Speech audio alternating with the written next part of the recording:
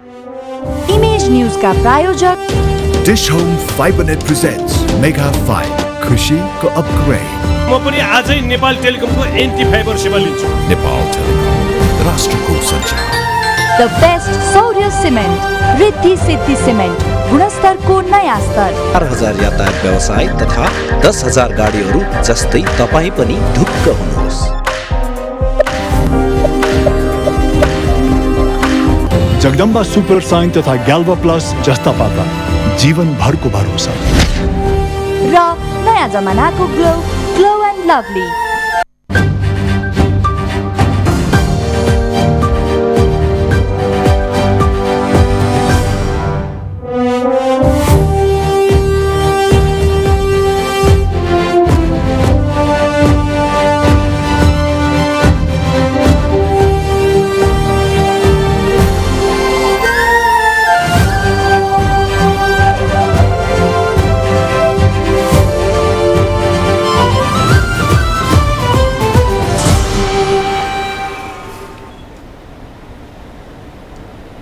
नमस्कार। साँझ 7 बजेको इमेज न्यूजमा स्वागत छ। सुरु गरौँ अहिलेसम्मका मुख्य हेडलाइन्सबाट।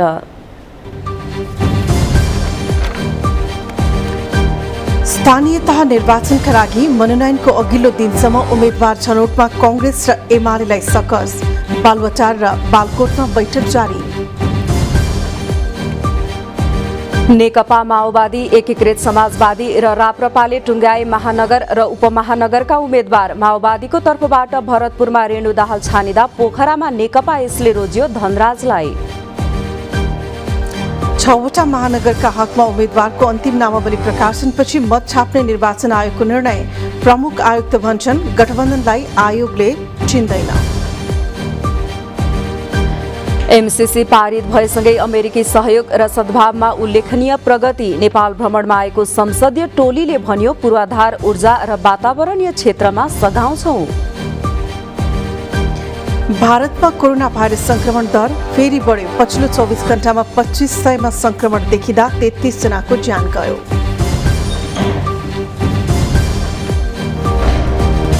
र सी डिभिजन लिगमा मनोहरा युनाइटेड र सानेपा क्लबको विजयी सुरुवात। वीरगञ्ज युथ र सानेपा ओसिस पराजित।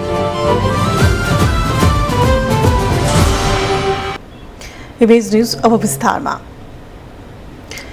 महानगरपालिकाका मेयर र उपमेयर पदका उम्मेद्वार छान्न नेपाली कांग्रेसलाई सकस परेको छ। कांग्रेसका शीर्ष नेताहरू उम्मेद्वारको टुङ्गो लगाउन हिजोदेखि घनीभूत छलफलमा जुटे पनि सहमति बन्न सकेको छैन। आफूले प्रस्ताव गरेका उम्मेद्वारमा अडान नछारेपछि साझा उम्मेद्वारको टुङ्गो लाग्न नसकेको हो। महानगर र उपमहानगरका उम्मेद्वार छान्न कांग्रेसका शीर्ष नेताहरूको बैठक प्रधानमन्त्रीको सरकारी निवास बालुवाटारमा जारी छ। कहाँ कसलाई उम्मेद्वार बनाउने भन्ने छलफल टुङ्गिएको छैन। सभापति एवं प्रधानमन्त्री शेरबहादुर देउवाले नेताहरूसँग अलग अलग छलफल गरिरहनु भएको छ। शीर्ष नेताहरू बीचमै उम्मेदवारी बारे समझदारी नभएपछि आज बस्ने भनिएको केन्द्रीय कार्य सम्पादन समितिको बैठक समेत स्थगित भएको छ। नेताहरू बीच अहिलेसम्म काठमाडौँको मेयरमा सिर्जना सिंह र भरतपुरको उपमेयरमा चित्रसेन अधिकारीलाई उम्मेद्वार बनाउने सहमति बनेको छ। त्यसबाहेक ललितपुर, विराटनगरको मेयर, वीरगञ्ज र पोखराको उपमेयर पदको उम्मेद्वार टुङ्गिएको छैन। उम्मेद्वारको टुङ्गो लगाएपछि ती नाम कार्य सम्पादन समितिमा अनुमोदनका लागि प्रस्तुत गर्ने सभापति देउवाको तयारी छ। सहमतिको खोजीमा हिजो रातिसम्म बालुवाटारमा छलफल भएको थियो। नेकपा एमाले भित्र पनि महानगर र उपमहानगरपालिकाका उम्मेद्वार छान्न हम्मे परेको छ। एमालेको केन्द्रीय सचिवालय बैठक निर्धारित समयभन्दा 3 घण्टा ढिला सुरु भएको छ। एमाले अध्यक्ष केपी शर्मा ओली निवास बालकोटमा आज दिउँसो 3 बजेलाई बोलाइएको बैठक झण्डै 6 बजे मात्र सुरु भएको हो। आजको बैठकले वैशाख 30 गते हुने स्थानीय तहको निर्वाचनका लागि पार्टीको तर्फबाट महानगर र उपमहानगरका उम्मेद्वार चयन गर्नेछ। महानगर र उपमहानगरका एमाले उम्मेद्वार छनौट गर्न बैठकका मुख्य एजेन्डा रहेको एमाले प्रचार विभाग प्रमुख पृथ्वी सुब्बा गुरुङले जानकारी दिनुभयो। हालसम्म ललितपुर, भरतपुर र वीरगञ्जबाट एक जनाको नाम मात्रै प्रदेश कमिटीले केन्द्रमा पठाएको एमाले प्रचार विभाग प्रमुख गुरुङको भनाइ छ। पोखरा, काठमाडौँ र विराटनगरबाट उम्मेद्वारमा सिफारिस भएका नामहरूबाट टुङ्गो लगाउने एमालेको तयारी छ। सत्तारूढ़ गठबन्धनका घटक माओवादी केन्द्र र नेकपा एकीकृत समाजवादीले स्थानीय तह निर्वाचनका लागि महानगर र उपमहानगरका उम्मेद्वारको टुङ्गो लगाएको छ। सत्तारूढ़ 5 दलीय गठबन्धनमा सहभागी माओवादी केन्द्रले महानगरका मेयर र उपमेयर एक जना सहित उपमहानगरमा मेयर र उपमेयर 2 जना भागबण्डा पाएको थियो। माओवादी केन्द्रले आफ्नो भागमा परेको चितवनको भरतपुर महानगरको मेयरमा रेणु दाहाल र ललितपुर महानगरको उपमेयरमा बाबुराजा बज्राचार्यलाई उम्मेद्वार बनाएको छ। यस्तै माओवादी केन्द्रले गठबन्धनबाट आफ्नो भागमा परेको बाराको जितपुर सिमरा उपमहानगरको मेयरमा राजन पौडेल र घोराही उपमहानगरपालिकाका मेयरमा हेमराज शर्मालाई उम्मेद्वार बनाएको छ। धनगढी उपमहानगरको मेयरमा शान्ति अधिकारी र धरान उपमेयरमा ऐन्द्र विक्रम मेघा उम्मेद्वार बनाइएको छ। तर धरानको उपमेयरको औपचारिक निर्णय हुन बाँकी रहेको माओवादी केन्द्रले जनाएको छ। यस्तै 5 दलीय सत्ता गठबन्धनमा रहेको नेकपा एकीकृत समाजवादीले पनि आफ्नो भागमा परेका सबै महानगर र उपमहानगरका प्रमुख तथा उपप्रमुख पदको उम्मेद्वार टुङ्गो लगाएको छ। जसअनुसार पोखरा महानगर प्रमुख पदको उम्मेद्वार धनराज आचार्यलाई दिएको छ। आकांक्षी 6 जनाको नाम सिफारिस भए पनि पार्टीले आचार्यलाई उम्मेद्वार बनाउने निर्णय गरेको हो। एकीकृत समाजवादीको भागमा परेको काठमाडौँ महानगरको उपप्रमुखमा रामेश्वर श्रेष्ठलाई उम्मेद्वार बनाएको छ। यस्तै एकीकृत समाजवादीको भागमा परेको हेटौडा उपमहानगरपालिकाका प्रमुखमा मीना लामालाई उम्मेद्वार बनाइएको छ। बुटोल उपमहानगरपालिकाका उपप्रमुखमा टिनबहादुर गुरुङ, तुलसीपुर उपमहानगर उपप्रमुख जोगबहादुर राणा र इटहरी उपमहानगरका उपप्रमुखमा केशव विश्वलाई उम्मेद्वार बनाइएको छ।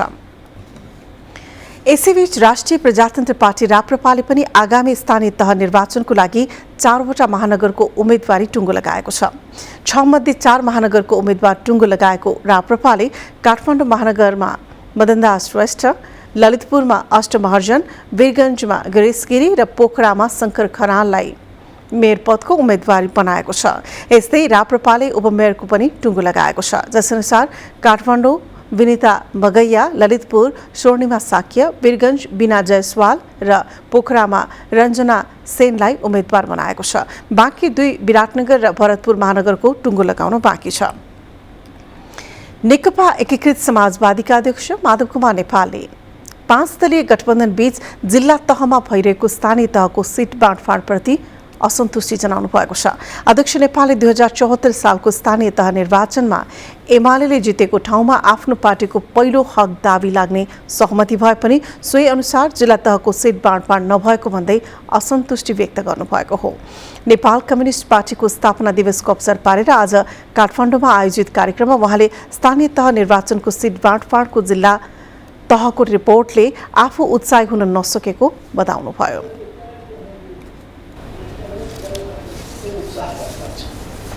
हामीले महानगरपालिका र उपमहानगरपालिकामा केही पदहरूको बीचमा सहमति गरेका छौँ। पोखरा महानगरपालिकाको मेयर हामीले प्राप्त गरेका छौँ। भरतपुर महानगरपालिकाको मेयर नेकपा माओवादी केन्द्रले प्राप्त गरेको छ। वीरगञ्ज महानगरपालिकाको मेयर जनता समाजवादीले प्राप्त गरेको छ। अध्यक्ष नेपालले स्थानीय तह निर्वाचनमा नोमिनेसनकै बेला विद्रोही उम्मेद्वार उठाएर आफ्नो पार्टीलाई हराउने षड्यन्त्र एमाले गरिरहेको आरोप लगाउनुभयो। केन्द्र सरकार प्रदेश सरकारबाट हटेको र राष्ट्रिय सभा निर्वाचनबाट पछाडिएको उल्लेख गर्दै उहाँले एमालेलाई पहिलो शक्ति हुँ भन्ने दम्भ नपाल्न चेतावनी दिनुभयो।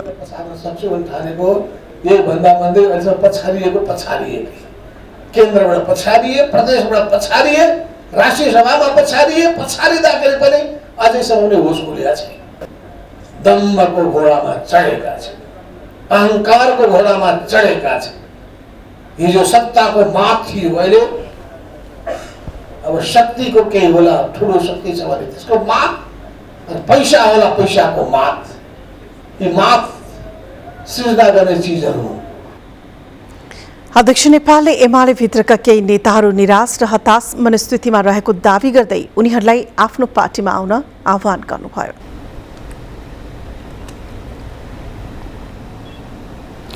स्थानीय तह निर्वाचन अन्तर्गत 6 वटा महानगरपालिकामा उम्मेद्वारहरूको अन्तिम नामावली प्रकाशित भइसकेपछि मात्र मतपत्र छापिने भएको छ। उम्मेद्वारको मनोनयन गरिने अघिल्लो दिन आयोगमा आज गरिएको पत्रकार सम्मेलनमा प्रमुख निर्वाचन आयुक्त दिनेश थपलियाले यसलाई आयोगको पूर्व निर्णय भएको बताउनु भएको छ।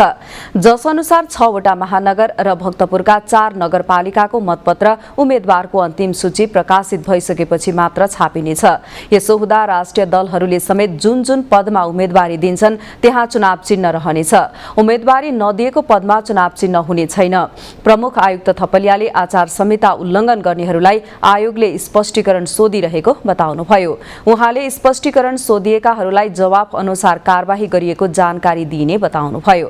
प्रमुख आयुक्त थपलियाले राजनीतिक दलहरूलाई महिलाको उम्मेदवारी कम हुने भन्दा बढाउनेतिर लाग्न आग्रह गर्नुभयो। स्थानीय तह निर्वाचन ऐनमा एकल उम्मेद्वार दर्ता गर्ने राजनीति दलले महिला नै उठाउनुपर्ने व्यवस्था नभए पनि महिलालाई प्राथमिकता दिन उहाँको आग्रह थियो।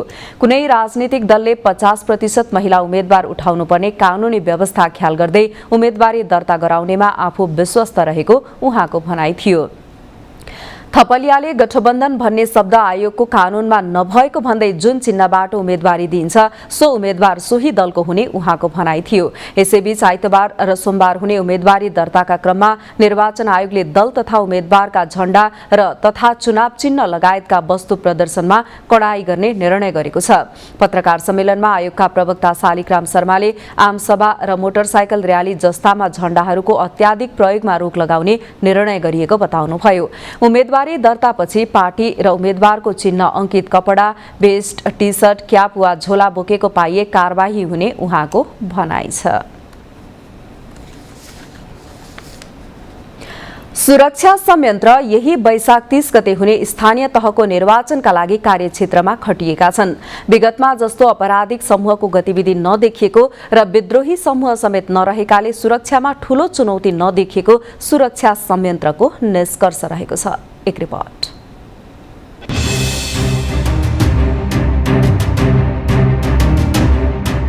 सुरक्षा संयन्त्र यही वैशाख 30 मा हुने स्थानीय तहको निर्वाचन सम्पन्न गर्न आवश्यक सुरक्षा रणनीतिका साथ कार्यक्षेत्रमा खटिएको छ।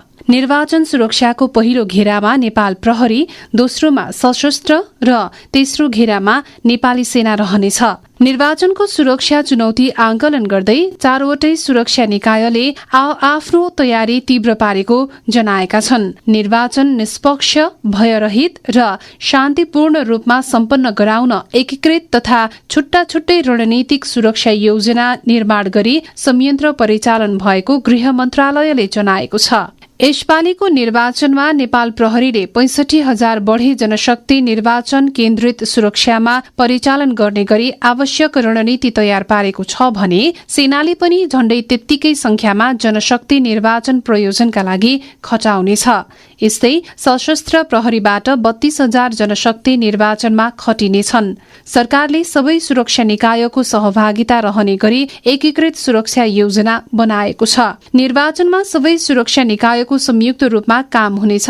त्यसका अलावा हरेक सुरक्षा निकायले आफ्नै आन्तरिक रणनीति पनि तयार पारेका छन्। निर्वाचनको सबै सुरक्षा नेपाल प्रहरीको जिम्मामा हुने र उसको सहयोगी शक्तिका रूपमा सशस्त्र प्रहरी र नेपाली सेना तथा राष्ट्रिय अनुसन्धान विभागले काम गर्नेछन्। यसपालि कुनै आपराधिक समूहको गतिविधि नदेखिएको र विद्रोही समूह समेत नरहेकाले पनि सुरक्षामा ठूलो बाह्य चुनौती नदेखिएको सुरक्षा संयन्त्रको निष्कर्ष छ। तर पनि दलहरूबीच आन्तरिक तथा अन्तर्दलमा हुन सक्ने विवाददेखि तर्साउने, धम्क्याउने, उम्मेद्वार तथा मतदातामाथि आक्रमण र प्रत्याक्रमणका घटना हुन सक्ने आंकलन भने गरिएको छ। निर्वाचन प्रयोजनार्थ भर्ना गरिएका 1 लाख म्यादी प्रहरी पनि कार्यक्षेत्रमा खटिइसकेका छन्। उनीहरूलाई नेपाल प्रहरीसँगै रहेर काम गर्ने गरी निर्वाचन सुरक्षामा खटाइएको हो।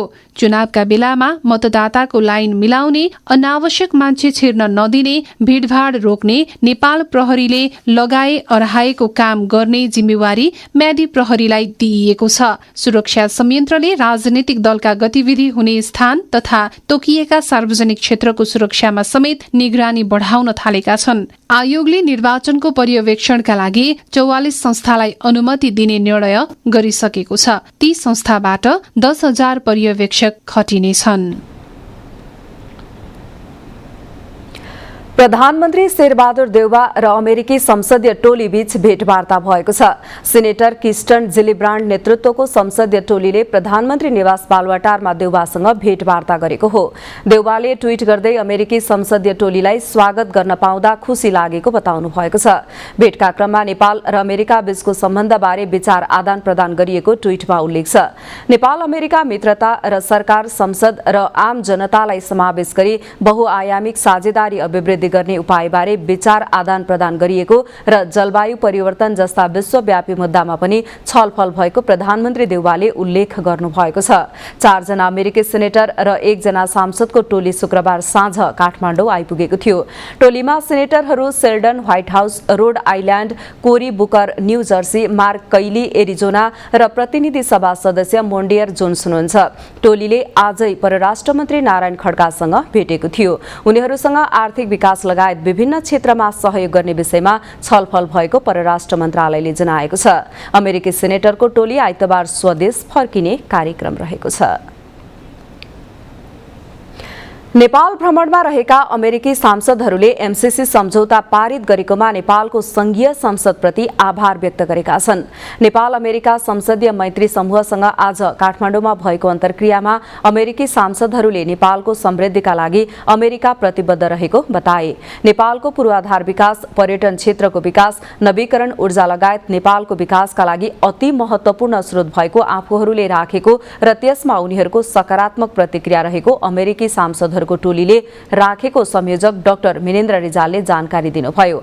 अन्तर्क्रियामा अमेरिकी सांसदहरूले संयुक्त राष्ट्रसङ्घको शान्ति स्थापनार्थ कार्यमा नेपाली सेनाले पुर्याएको योगदानको मुक्त कण्ठले प्रशंसा गरेका थिए भने नेपालको विपद व्यवस्थापनमा आवश्यक सहयोगलाई निरन्तरता दिने बताएका थिए। दुई मुलुक बीचको कूटनीतिक सम्बन्ध 75 वर्षे प्रवेश गर्न लागेको अवसरमा अमेरिकी सांसदहरूले नेपाल भ्रमण गरेका हुन्।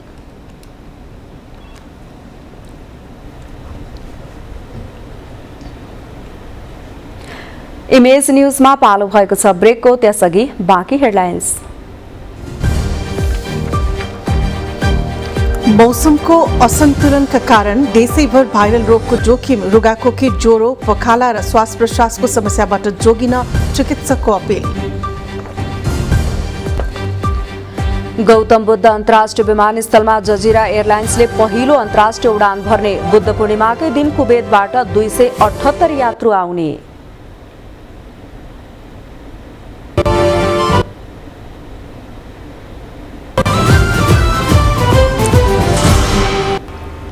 इमेज न्यूजमा पुनः स्वागत छ। मौसम अनुकूल नहुँदा विभिन्न स्वास्थ्य सम्बन्धी समस्या देखा पर्न थालेको भन्दै विज्ञहरूले सतर्कता अपनाउन आग्रह गरेका छन्। जलवायु जन्य परिवर्तनका कारण पछिल्लो समय नेपालमा मौसम एकनासको हुन नसकेको र यसले मानव स्वास्थ्यमा गम्भीर असर पार्न थालेको भन्दै विज्ञहरूले सचेत हुन भनेका हुन्।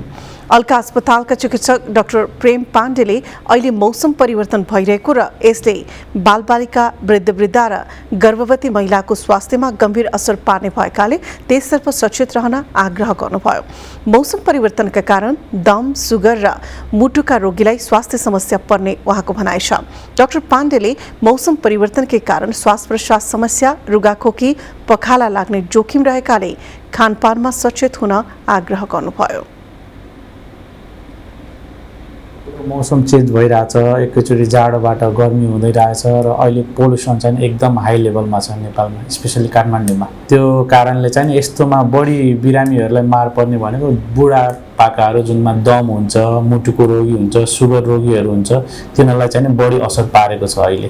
तिनीहरूको श्वास प्रश्वासमा स्पेसली श्वास प्रश्वास, रुगाखोकी लाग्ने हैन। अनि यो मौसम चेन्ज हुँदाखेरि कतिपय डायरियाहरू, झाडा पखालाहरू एकदम कमन छ अहिले।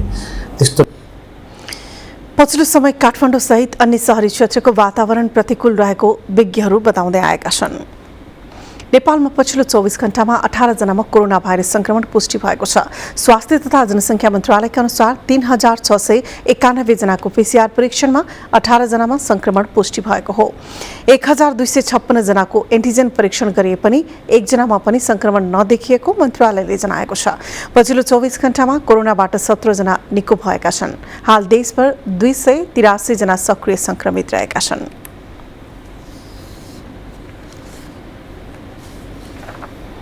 विश्व स्वास्थ्य संगठनका महानिर्देशक डाक्टर टेड्रोस एडहनम गेब्रियेसस 3 दिने औपचारिक भ्रमण सकेर फर्कनु भएको छ। टेड्रोसको टोलीलाई विदाई गर्न परराष्ट्र मन्त्रालय, स्वास्थ्य मन्त्रालय र विश्व स्वास्थ्य संगठनका प्रतिनिधि त्रिभुवन अन्तर्राष्ट्रिय विमानस्थल पुगेका थिए। गत बिहिबार काठमाडौँ आइपुगेका महानिर्देशक टेड्रोसले राष्ट्रपति विद्यादेवी भण्डारी, प्रधानमन्त्री शेरबहादुर देउवा, स्वास्थ्य तथा जनसङ्ख्या मन्त्री विनोद खतिवडा, परराष्ट्र मन्त्री डाक्टर नारायण खड्का लगायतसँग भेट गर्नुभएको थियो। हिजो प्रधानमन्त्री निवास पुग्दा उहाँलाई प्रधानमन्त्री देउवाले कोभिड नियन्त्रण लगायत स्वास्थ्य क्षेत्रमा विश्व स्वास्थ्य संगठनको सहयोगका लागि धन्यवाद दिनुभएको थियो। भेटमा महानिर्देशक टेड्रोसले नेपालले कोरोना भाइरस विरुद्धको खोपको व्यवस्थापन गरी प्राय सबैजसोलाई कोरोना भाइरस विरुद्धको खोप लगाइसकेको भन्दै यस्तो प्रभावकारी कार्यका लागि प्रधानमन्त्री देउवाको प्रशंसा गर्नुभयो। उहाँले नेपालले दक्षिण एसियामै टाइफाइड विरुद्ध बालबालिकालाई खोप सुरु गरेकोमा नेपाल सरकारलाई धन्यवाद दिनुभएको थियो। बिहिबारदेखि विधिवत सञ्चालन आएको भैरवा स्थित गौतम बुद्ध अन्तर्राष्ट्रिय विमानस्थलमा जजिरा एयरलाइन्सले बुद्ध पूर्णिमाकै दिन कुवेतबाट 278 यात्रु बोक्न सक्ने क्षमताको न्यारोबडी जहाजले उडान भर्ने भएको छ। उक्त दिन जजिराको न्यारोबडीले आफ्नो जहाज मार्फत यात्रुलाई गौतम बुद्ध विमानस्थलमा अवतरण गर्ने भएको हो। त्यसको भोलिपल्टै बिहान 2:30 बजे नेपालबाट 30 बढी यात्रु बोकी कुवेतका लागि उडान भर्ने योजना रहेको नेपाल नागरिक उड्डयन प्राधिकरणले जनाएको छ। त्यसपछि साताको 3 दिन सोमबार, बुधबार र शुक्रबार नियमित उडान भर्ने गरी प्रक्रिया अगाडि बढाइएको प्राधिकरणले जनाएको छ। एउटा मात्र रनवे भएका कारण ट्राफिक जाम हुने गरेकाले जाम व्यवस्थापन गर्न अन्तर्राष्ट्रिय विमानको उडानलाई रातिको समयमा राखिएको गौतम बुद्ध अन्तर्राष्ट्रिय विमानस्थलका महाप्रबन्धक गोविन्द दाहालले बताउनुभयो। गौतम बुद्ध अन्तर्राष्ट्रिय विमानस्थलमा साना ठूला गरी दैनिक 5 अन्तर्राष्ट्रिय उडान एकैचोटि भर्न सक्ने 3500 मिटर लामो धावन मार्ग भएकाले उडान अवतरणमा सहज हुने अपेक्षा लिएको नेपाल नागरिक उड्डयन प्राधिकरणका महानिर्देशक इन्जिनियर प्रदीप कुमार अधिकारीले बताउनुभयो। उक्त विमानस्थल सञ्चालन भएसँगै काठमाडौँको त्रिभुवन अन्तर्राष्ट्रिय विमानस्थलको एयर ट्राफिक पनि घट्ने विश्वास लिएको छ। लुम्बिनीमा 2566 बुद्ध जयन्ती तथा लुम्बिनी दिवस भव्यताका साथ मनाउने तयारी गरिएको छ। कोरोना भाइरस संक्रमणको उच्च जोखिमले विगत 2 वर्षदेखि स्थगित हुँदै आएको बुद्ध जयन्ती तथा लुम्बिनी दिवस यसपटक विभिन्न कार्यक्रम गरी मनाइने लुम्बिनी विकास कोषले जनाएको छ। विश्व शान्तिका अग्रदूत गौतम बुद्धको जन्म, बुद्धत्व प्राप्ति र महापरिनिर्वाण वैशाख शुक्ल पूर्णिमाकै दिन भएकाले यस दिनलाई बौद्ध धर्मावलम्बीले त्रिसंयोग दिवसका नामले महत्त्वपूर्ण दिनका रूपमा लिने गरेका छन्। यसपटक बुद्ध जयन्तीका अवसरमा बुद्ध जन्मस्थल देवदह र कपिलवस्तुको तिलौरा कोटमा 3 दिनसम्म विशेष कार्यक्रम गरिने लुम्बिनी विकास कोषका कोषाध्यक्ष तथा प्रचार प्रसार उपसमितिका संयोजक ढुण्डीराज भट्टराईले जानकारी दिनुभयो। जेठ 2 गते बुद्ध जयन्ती विशेष समारोह लुम्बिनीमा हुनेछ। विश्व शान्तिका अग्रदूत भगवान गौतम बुद्धको जन्म जयन्तीका दिन संयुक्त राष्ट्र संघीय प्रणालीमा पनि सन् 2002 देखि सार्वजनिक बिदा दिँदै आएको छ। हरेक वर्ष संसारभरबाट लाखौंका संख्यामा तीर्थालु पर्यटक तथा अध्येता लुम्बिनीको भ्रमणमा जाने गर्दछन्। त्यसबाहेक बुद्धले 29 वर्ष बिताएको तिलौराकोट दरबार क्षेत्रमा पनि पर्यटकको संख्या बढ्न थालेको छ।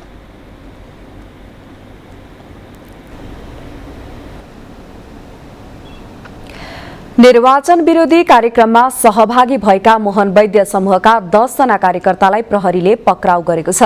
पश्चिम नवलपरासीको सुनबल बजारमा आयोजना गरिएको कोण सभाबाट उनीहरू पक्राउ परेका हुन्। पक्राउ पर्ने वैद्य नेतृत्वको नेकपा माओवादी क्रान्तिकारीका कार्यकर्ता रहेको प्रहरीले जनाएको छ। वैद्य समूहले स्थानीय तह निर्वाचनलाई बहिष्कार गर्ने निर्णय गरेको छ। चुनाव विरोधी कोण सभा उक्त समूहको लुम्बिनी प्रदेश समितिले आयोजना गरेको थियो। हुलाकी राजमार्ग अन्तर्गत सप्तरीको राजगढ गाउँपालिका 5 मलिकपुरमा 2 मोटरसाइकल ठोकिँदा 3 जनाको मृत्यु भएको छ। पूर्वबाट पश्चिमतर्फ जाँदै गरेको 2 मोटरसाइकल एक आपसमा ठोकिँदा दुर्घटना भएको हो। मृत्यु हुनेमा हनुमाननगर कंकालिनी नगरपालिका निवासी 30 वर्षीय पप्पु यादव, सोही ठाउँका 26 वर्षीय सन्दीप यादव र 28 वर्षका बुच्चु भनिने रज्जती यादव छन्। गम्भीर घाइते उनीहरूलाई उपचारका लागि गजेन्द्र नारायण अस्पताल राजविराजमा ल्याउँदा मृत्यु भएको जिल्ला प्रहरी कार्यालय सप्तरीले जनाएको छ। मृतकको शव पोस्टमार्टमका लागि अस्पतालमै राखिएको र अनुसन्धान भइरहेको प्रहरीको भनाइ छ।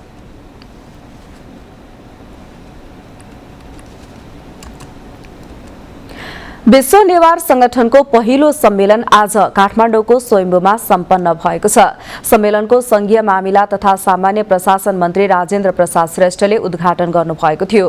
विश्वभर छरिएर रहेका नेवा समुदायको भाषा तथा संस्कृतिको संरक्षण गर्ने उद्देश्यले स्थापना भएको नेवार संगठनले सम्मेलन मार्फत विभिन्न नीति तय गरेको छ। नेवा समुदायको कला र संस्कृति संरक्षणका लागि विशेष सचेतनामूलक कार्यक्रम गरिने संगठनले जनाएको छ।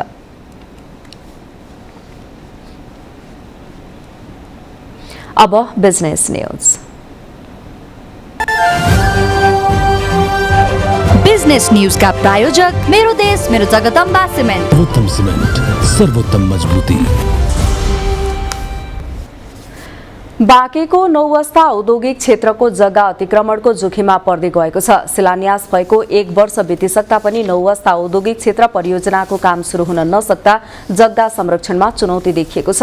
2077 फागुन 11 गते तत्कालीन उद्योग वाणिज्य तथा आपूर्ति मन्त्री लेखराज भट्टले औद्योगिक क्षेत्र शिलान्यास गर्दा उत्साहित भएका यहाँका उद्योगी व्यवसायी 13 महिना बितिसक्दा समेत कुनै काम सुरु नहुँदा निराश बन्न पुगेका छन्। औद्योगिक क्षेत्र निर्माण स्थल बैजनाथ गाउँपालिका 3 मा छुट्याएको 338 बिघा क्षेत्रफल जमिनभित्रै 268 स्थानीयले घर टहरा बनाएको हुँदा उनीहरूको अवरोधकै कारण निर्माण कार्य सुरु गर्न नसकिएको नेपालगञ्ज औद्योगिक क्षेत्र व्यवस्थापन कार्यालयका प्रमुख कृष्ण बहादुर पुनले बताउनुभयो।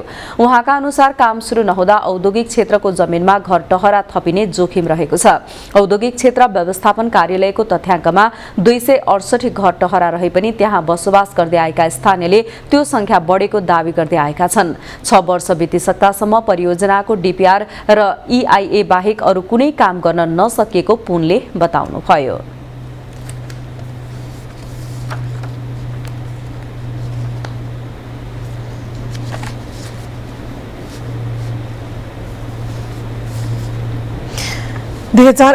साल असार मसान्तमा 13 खर्ब 79 अर्ब 3 करोड बराबर रहेको कुल विदेशी विनिमय सञ्चित 16.3% कमी आई 2078 फागुन मसान्तमा 1171 अर्ब कायम भएको छ। अमेरिकी डलरमा यस्तो सञ्चित 2078 असार अन्त्यमा 11 अर्ब 75 करोड रहेकोमा 2078 फागुन मसान्तमा 18.5% कमी आई 9 अर्ब 58 करोड कायम भएको राष्ट्र ब्याङ्कले उल्लेख गरेको छ। कुल विदेशी विनिमय सञ्चित मध्ये राष्ट्र ब्याङ्कमा रहेको सञ्चित 2078 असार मसान्तमा 1244 अर्ब 63 करोड रहेकोमा अघिल्लो वर्षको फागुन मसान्तमा 18.2% कमी आई 10,018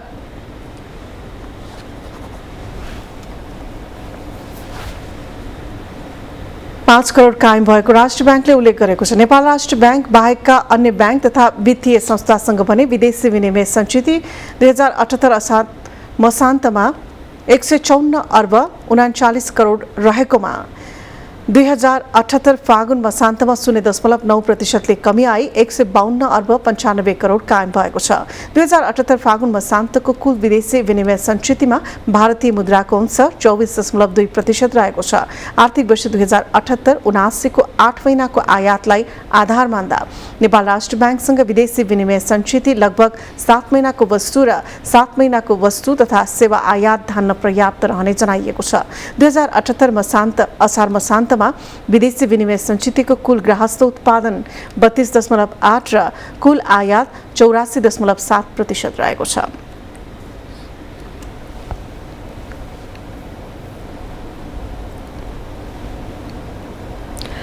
सामसुङ इलेक्ट्रोनिक्स कम्पनीले galaxy A73 5G, galaxy A53 5G र ग्यालेक्सी A33 5G को नवीनतम ग्यालेक्सीको पूर्ण प्याकेज प्रदान गर्ने घोषणा गरेको छ।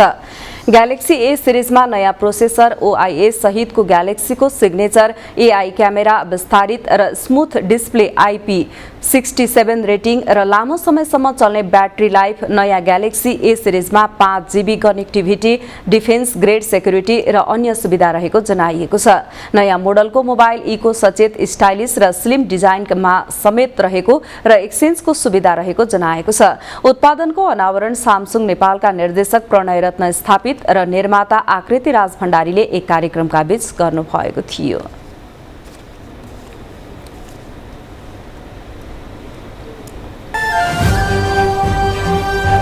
बिजनेस न्यूज का प्रायोजक मेरो देश मेरो जगदम्बा सिमेन्ट। सर्वोत्तम सिमेन्ट, सर्वोत्तम मजबुती। इमेज न्यूजमा पुनः पालो भएको छ ब्रेकको, त्यसअघि बाँकी हेडलाइन्स।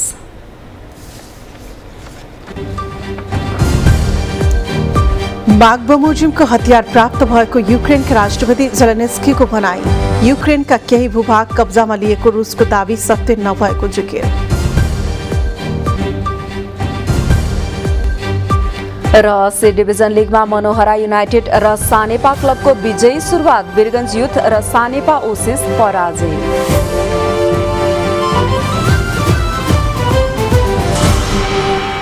अब स्पोर्ट्स न्यूज।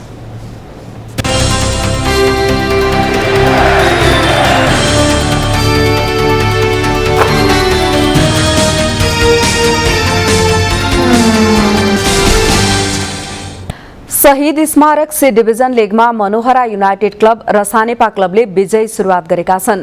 इन्फा कम्प्लेक्स 7 बाटोमा आज भएको पहिलो खेलमा मनोहराले वीरगञ्ज युथ एकाडेमीलाई 4-0 गोल अन्तरले पराजित गर्यो। यस्तै दोस्रो खेलमा सानेपाले ओसिस क्लबलाई 3-0 ले पराजित गर्दै सुखद सुरुवात गरेको हो। सी डिभिजनमा समेत 14 क्लबले प्रतिस्पर्धा गरिरहेका छन्। लिगका शीर्ष 2 टिम बी डिभिजनमा बढुवा हुनेछन्। 2 टिम रेलिगेसनमा पर्नेछन्।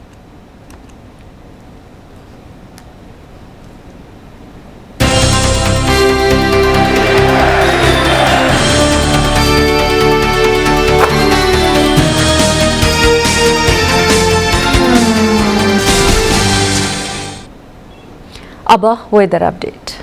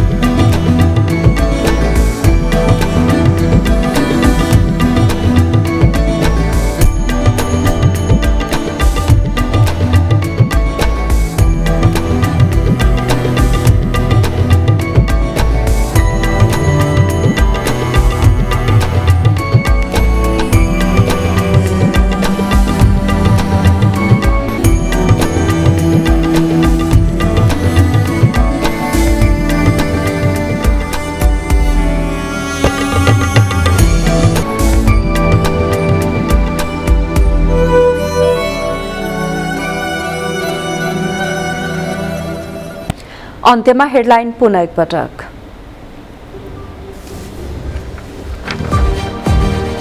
स्थानीय तह निर्वाचनका लागि मनोनयनको अघिल्लो दिनसम्म उम्मेद्वार छनौटमा कांग्रेस र एमालेलाई सकस।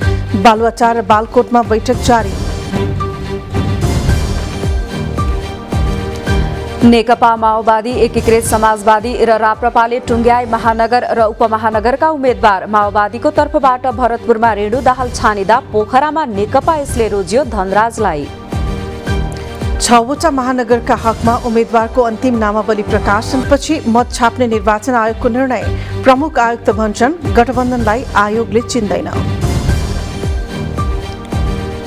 एमसीसी पारित भएसँगै अमेरिकी सहयोग र सद्भावमा उल्लेखनीय प्रगति। नेपाल भ्रमणमा आएको संसदीय टोलीले भन्यो पूर्वाधार, ऊर्जा र वातावरणीय क्षेत्रमा सघाउँछौं। भारतमा कोरोना भाइरस संक्रमण दर फेरि बढ्यो। पछिल्लो 24 घण्टामा 2500मा संक्रमण देखिँदा 33 जनाको ज्यान गयो।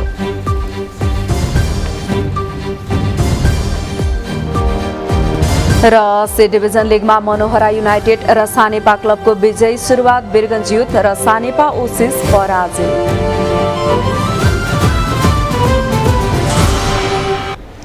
हवस् त इमेज न्यूज अहिलेलाई सक्यो। इमेज न्यूज तपाईँले हाम्रो वेबसाइट imagekhabar.com मा हेर्न, सुनानी, पढ्न सक्नुहुनेछ। इमेज च्यानल हेर्दै गर्नुहोला।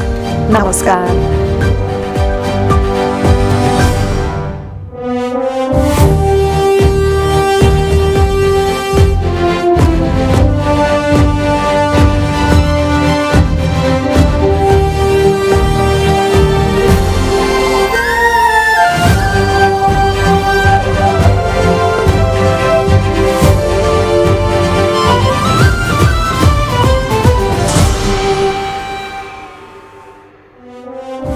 न्यूज का प्रायोजक Dish Home FiberNet presents Mega 5 खुशी को अपग्रेड।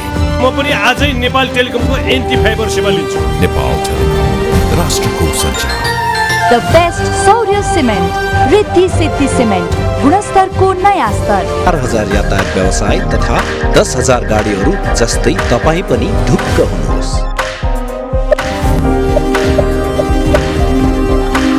जगदम्बा सुपर साइन तथा ग्याल्वा प्लस जस्ता पाता जीवनभरको भरोसा। र नयाँ जमानाको ग्लो एन्ड लभली।